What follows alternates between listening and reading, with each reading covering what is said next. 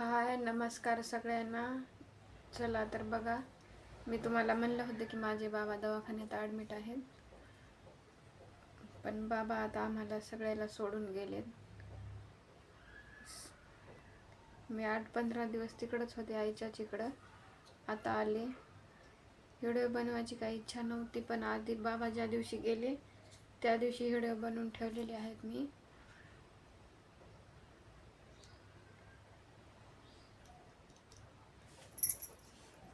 Hi good morning. चला तर बघा, शेतातली मस्तपैकी हरभऱ्याची भाजी, मिरच्या आणि तुरीच्या शेंगा. तुरीच्या शेंगाची मी आमटी बनवायली. आता मला दवाखान्यात पण डबा द्यायचा आहे. माझ्या बाबाला आणखीन सुट्टी झाली नाही.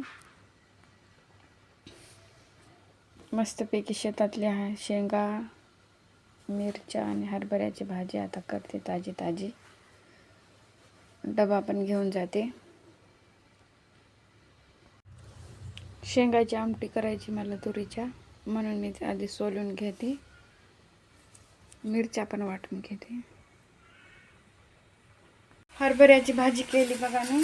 आता तुरीच्या सोल्याची आमटी बनवायली. हॉस्पिटलमध्ये जायचे मला डबा घेऊन. घर गॅस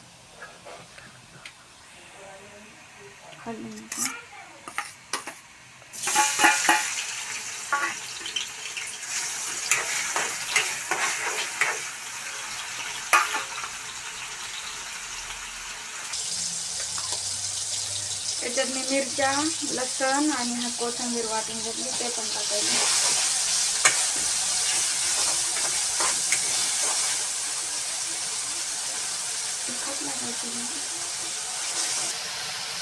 थोडीशी हळद टाकायला.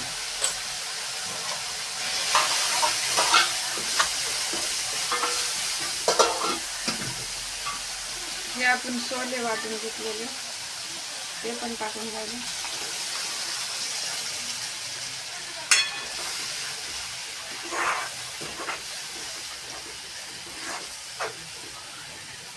पाणी टाकून घ्यायचं.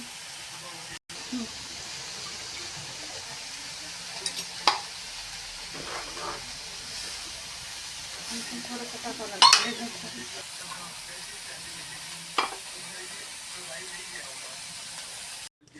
माझ्या भाज्या तयार झाल्या बघा. तुरीच्या सोल्याची आमटी पण झाली मस्तपैकी. कोथिंबीर टाकली.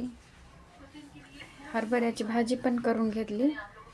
आता मी भाकरी आणि चपात्या करून घेते. काम आवरल्याच्या नंतर मला हॉस्पिटलला बाबाला बघायला जायचे. चपात्या करून झाल्यात बघा. आता मी भाकरी करायले.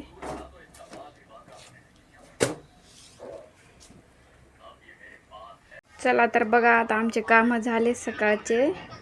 आता मी निघाले हॉस्पिटलला बाबाला डबा घेऊन. बाबाला दाखवते आता. मी डबा तयार हे केला दवाखान्यात जाण्यासाठी बाबाला बघायला. पण आज निघालं की माझ्या भावाचा फोन आला की बाबाला सुट्टी झाली म्हणून. आता त्यानं घरीच यायले, तर घरी आल्याच्या नंतर दाखवते. कुठला नाही, हळू नाही या. खिडकीवरून पडला माझा मोबाईल. कसा वाटला तुम्हाला आजचा व्हिडिओ कमेंट करून नक्की सांगा. बाबा असे अचानक सोडून गेले आम्हाला वाटलं पण नव्हतं की असं जातील. दवाखान्यातून सुट्टी पण झाली होती, घरी पण आले होते. जेवण हे झाल्याच्या नंतर बाबाला अचानकच असा झटका आला. तुम्हाला पुढच्या व्हिडिओमध्ये दाखवून बाबाला. कमेंट करून विचारा, मी काय झालं कसं नाही ते सगळं सांगते तुम्हाला पुढच्या व्हिडिओमध्ये. चला तर भेटूया नेक्स्ट व्हिडिओमध्ये. बाय.